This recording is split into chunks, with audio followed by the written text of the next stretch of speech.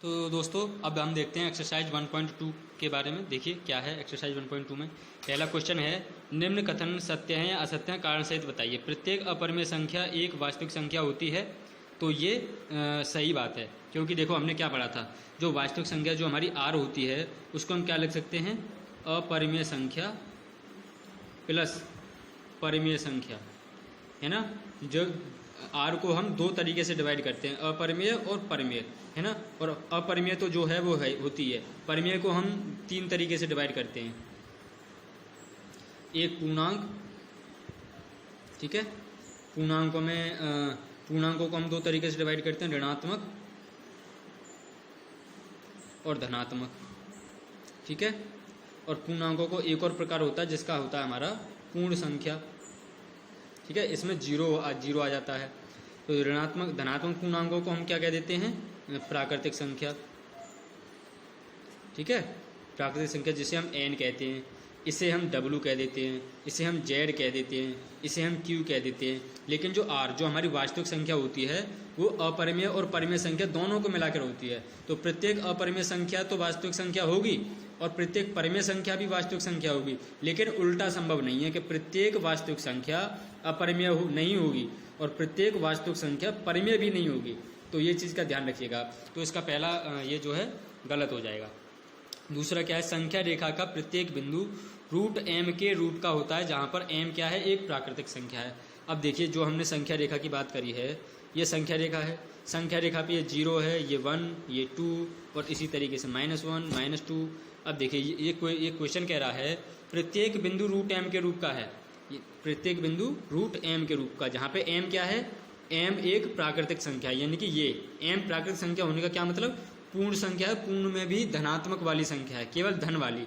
अब देखिए हम एक की बात करते हैं तो एक क्या के बराबर हो जाएगा, रूट 1 के बराबर हो जाएगा, कोई दिक्कत नहीं होगी, है ना। 4 का के बराबर हो जाएगा, रूट 2 के बराबर हो जाएगा, कोई दिक्कत नहीं होगी। लेकिन 2 को हम किसके रूट में लिखेंगे, नहीं लिख सकते।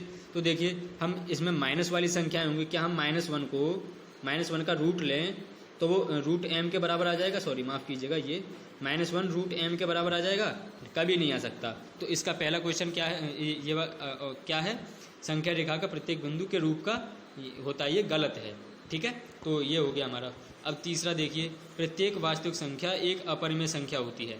तो देखिए जैसा कि मैंने बताया था, अपरिमेय संख्या तो वास्तविक संख्याएं होती हैं, लेकिन प्रत्येक वास्तविक संख्या अपरिमेय संख्या हो ये नहीं होता, ठीक है। तो इसका जो है क्या नाम है, तीसरा भी गलत होगा। तो पहला सही है, दूसरा गलत है, तीसरा भी गलत है। अब देखिए क्वेश्चन नंबर 2, क्या सभी धनात्मक पूर्णांकों के वर्गमूल अपरिमेय होते हैं, यदि नहीं तो एक ऐसी संख्या का वर्गमूल का उदाहरण दीजिए जो परिमेय संख्या है। क्वेश्चन नंबर 2 देखिए, क्वेश्चन नंबर 2 क्या कह रहा है हमारा, कि सभी धनात्मक पूर्ण संख्याएं, धनात्मक पूर्णांकों के संख्याएं, देखिए 4 का वर्गमूल जब हमने लिया तो 4 तो क्या नाम है, पूर्णांक है, धनात्मक है, इसका वर्गमूल लिया तो 2 आ गया। 2 क्या है, ये अपरिमेय तो है नहीं, क्या है, परिमेय है, ठीक है। तो इसका क्या मतलब है कि ये जो पूछ रहा है ये गलत, ये जो इसने कहा है ये गलत है। अब ये कह रहा है यदि नहीं तो एक ऐसी संख्या का वर्गमूल का उदाहरण दीजिए। तो देखिए उदाहरण के तौर पर यहाँ पे लिख लीजिए, उदाहरण क्या है, रूट 4 बराबर क्या होता है, 2। 4 चूंकि यहाँ पे लिखेंगे, चूंकि 4 एक प्राकृतिक संख्या है या धनात्मक पूर्णांक है,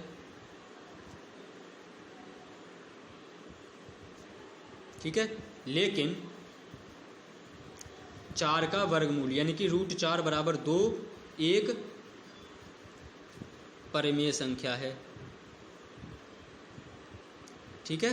तो ये इसका एग्जाम्पल हो गया। और जो इसका जो आंसर हो जाएगा वो हो जाएगा नहीं, है ना। नहीं लिख के ये उदाहरण लिख दीजिएगा। अब देखिए क्वेश्चन नंबर 3। क्वेश्चन नंबर 3 क्या है, दिखाइए कि संख्या रेखा पर रूट 5 को कैसे निरूपित किया जाएगा। अब देखिए इसके लिए आप ये चीज़ समझिएगा, जैसे कोई भी अपरिमेय संख्या आपको दी हुई है तो संख्या रेखा पे आप इसको कैसे निरूपित करेंगे। देखिए जो हमारी ये संख्या रेखा थी, इस पे हमने परिमेय संख्याओं को तो व्यक्त करना सिखा दिया या देख लिया, है ना।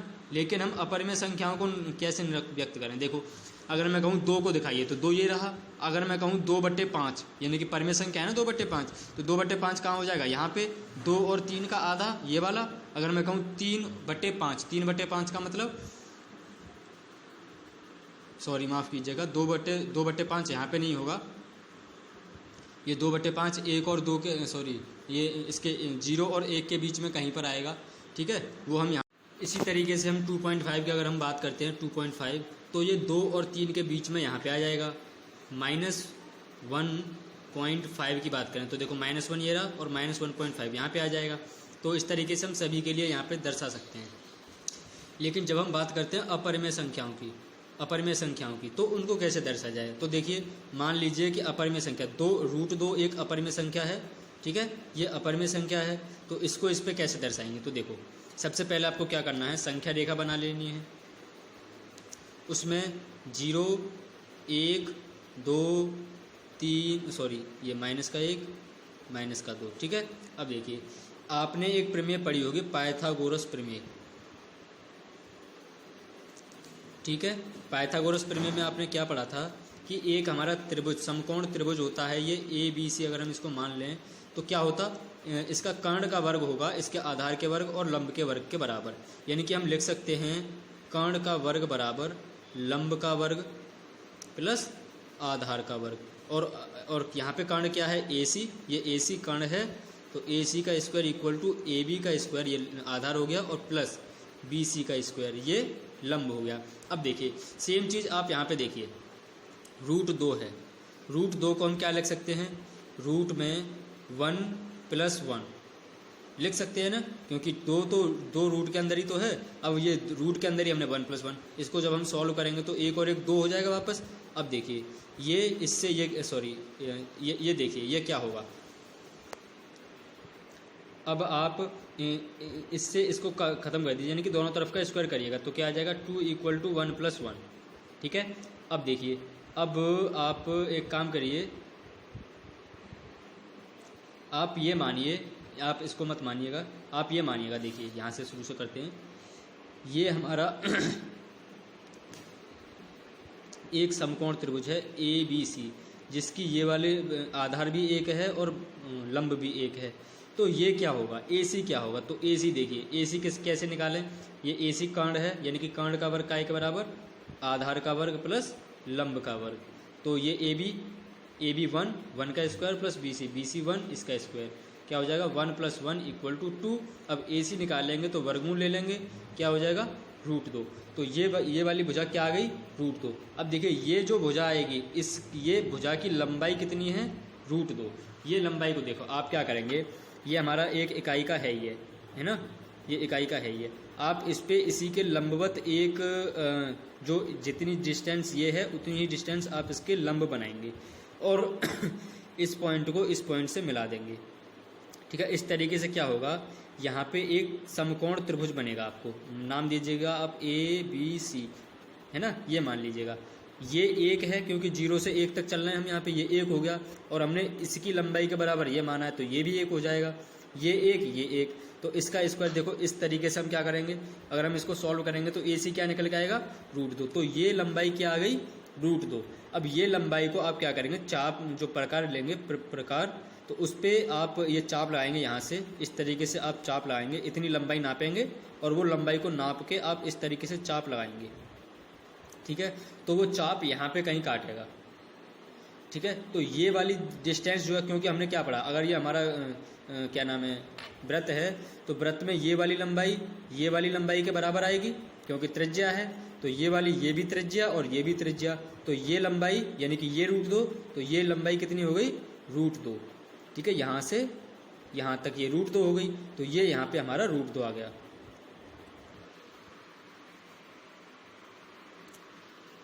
ठीक है। ये हमारा यहाँ पे √2 आ गया। इस तरीके से हम इसको इस पर निरूपित कर सकते हैं। अब मान लीजिए कि हमारी परिमेय संख्या हो √3, तो उस केस में क्या करेंगे, तो देखिए अगर हमारी √3 है तो इसको कैसे सॉल्व करेंगे, तो देखिएगा ये हमारा 0, ये 1, ये 2, इस तरीके से ये 3, ये तीनों समान लंबाई के होंगे। अब सबसे पहले √3 को आप क्या लिख सकते हैं, √3 को आप इस तरीके से लिख सकते हैं, √2 + 1, इस तरीके से लिख सकते हैं ना, 3, 2 और 1 3 हो जाएगा।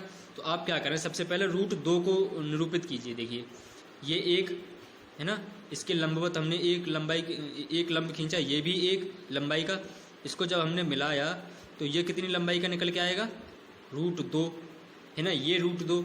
अब देखिएगा हमने इसके लंबवत इसी लंबाई का, ये जो हमारा एक लिख रहा है, इसी लंबाई का हमने एक और लंब खींच दिया यहाँ से, तो वो इस तरीके का आएगा।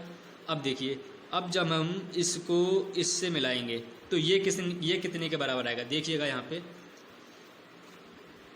ये हमारा इस तरीके का त्रिभुज है, समकोण त्रिभुज। अगर हम इस त्रिभुज को है ना गिरा के इधर यहाँ पे लिख देते हैं, इसकी ये वाली भुजा क्या है, √2, ये क्या है 1, और ये 0 से ये यहाँ से लेके यहाँ तक का ये वाली लंबाई है।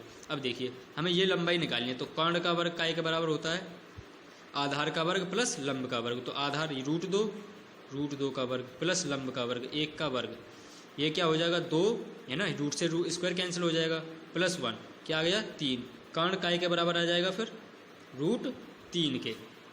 तो ये वाली लंबाई क्या हो गई, √3। अब ये लंबाई हमें मिल गई √3। तो अब क्या करेंगे, प्रकार में इतनी लंबाई भरेंगे और ये एक चाप लगा देंगे इस तरीके से। ये तो हो गया हमारा √2। अगर हम इस यहाँ से लगाते हैं तो ये तो √2 हो गया, लेकिन जब हम √3 पे से लगाते हैं तो ये हमारा √3 हो गया यहाँ पे, और √2 हो गया यहाँ पे। अब इस तरीके से आप कहेंगे √5 को कैसे डिनोट करेंगे, तो √5 को भी इसी तरीके से कर सकते हैं। देखो √5 को हम क्या लिख सकते हैं, 3 + 2 है ना, लिख सकते हैं ना इस तरीके से, 3 + 2। तो देखिए √3 ये रहा √3। अब इस पे हम एक और लंब खींच देंगे, सॉरी माफ़ कीजिएगा, √2 ये रहा √2। इस पे आप √3 आपने बनाया, तो आप इतनी लंबाई का आप यहाँ पे एक चाप लगाएंगे, तो ये तो √2 हो गया, ठीक है। अब आप क्या करेंगे, प्रकार में इतनी दूरी भरेंगे, इतनी दूरी भर के उस प्रकार की नॉब को यहाँ पे रखेंगे, और फिर इस लंबाई का ही एक क्या करेंगे, एक चाप लगा देंगे, तो वो यहाँ पे कहीं पे आ जाएगा, ठीक है, यहाँ पे कहीं पे आ जाएगा। तो ये हो जाएगा हमारा, यहाँ पे ये हो जाएगा √5, ठीक है ना। अगर आप ऐसे चाहते कि यहाँ पे हम 1 मान लें तो आप वो भी कर सकते थे। देखिए किस तरीके से, अगर जैसे हमने यहाँ पे ये लंब माना था, यहाँ पे हमने ये लंब मान लिया 1 ही लंबाई का, तो देखिए अब होगा क्या, अब जो हमारा ये यहाँ पे √3 है, जब ये √3 है तो जब हम इसको सॉल्व करेंगे तो √3 का स्क्वायर, ये यहाँ पे 3 आ जाएगा, 3 और 1 4, ठीक है। ये तो आ गया हमारा 2। इसका मतलब ये जो हमारा है ये 2 लंबाई का है, तो ये तो हमें साफ साफ दिख रहा है, यहाँ पे 2 आ जाएगा। इस अगर हम यहाँ से चाप लगाते हैं तो ये हमारा 2 पे कट कर देगा, ठीक है, ये हो गया।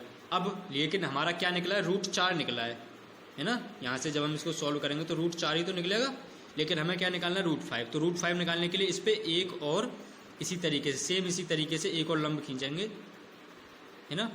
अब ये एक लंबाई का, और ये हो गया हमारा √4 ये वाला। अब क्या करेंगे, देखिए सेम यही फॉर्मूला लगाएंगे, यहाँ पे √3 की जगह √4 हो जाएगा, इसका स्क्वायर करेंगे 4 हो जाएगा, 4 और 1 5 हो जाएगा, है ना, ये 5। अब ये कर्ण निकालेंगे तो ये काय के बराबर आ जाएगा, √5 के। तो देखिए ये वाली लंबाई क्या आ गई, √5। सॉरी ये इस तरीके से कुछ ज़्यादा आएगी, ये मैं थोड़ा गलत बना रहा हूँ। तो जब हम इस पर यहाँ से चाप लगाएंगे तो ये चाप इस तरीके से जाएगा, यहाँ पे कहीं पे कट कर देगा। ये वाला, ये मैंने सॉरी यहाँ पे गलती से हो गया है, ये यहाँ पे ना होकर यहीं पे कहीं पे आ जाएगा, ठीक है। जब आप प्रकार से करेंगे तो एग्जैक्टली आप बना पाएंगे। तो ये हो जाएगा हमारा √5। तो आई होप ये क्वेश्चन नंबर 3 भी आपको समझ में आया होगा कि √5 को, √3 को, √2 को किस तरीके से हमको इस तरीके से संख्या रेखा पर निरूपित करना है। तो आज का वीडियो यहीं पे ख़त्म करते हैं। Thank you.